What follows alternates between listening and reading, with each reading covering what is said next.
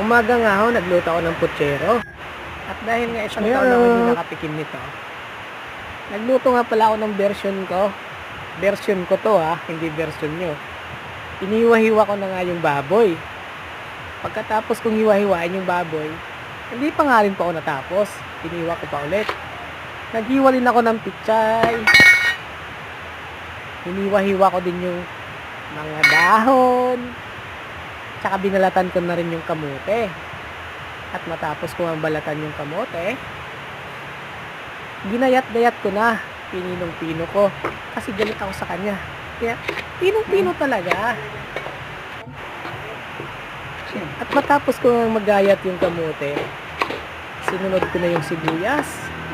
Sa sobrang sakit sa mata, hindi ko na natapos maubos iwain yung sibuyas.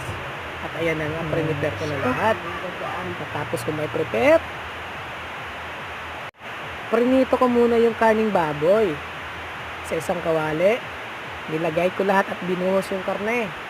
Tapos aantayin kong mamula.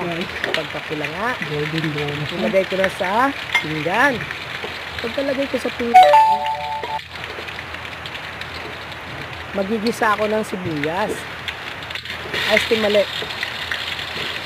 Prinito ko muna pala yung kamuting kahoy at saka yung saging.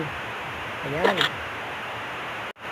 Pagkatapos nga, nilagay ko na ulit. Pagkatapos ko magisa ng sibuyas at bawang, binuhusan ko ng 1 drum na tubig.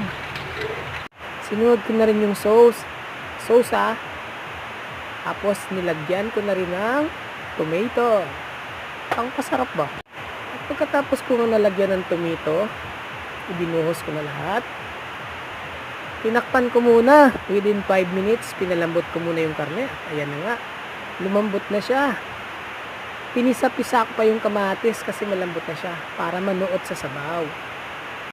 Pagkapisa-pisa ko ng kamatis, inulog ko na rin yung aking malambot na natin saging at saka yung sweet potato natin. Prinito kanina saging. Nilagyan ko ng sili.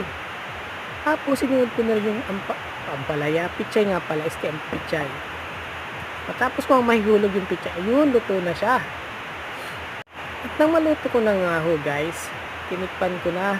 Nagsantok nga pala ako ng isang kaldero. Isang kaldero ha, hindi isang plato. Okay guys, that's all for today. Thanks for watching.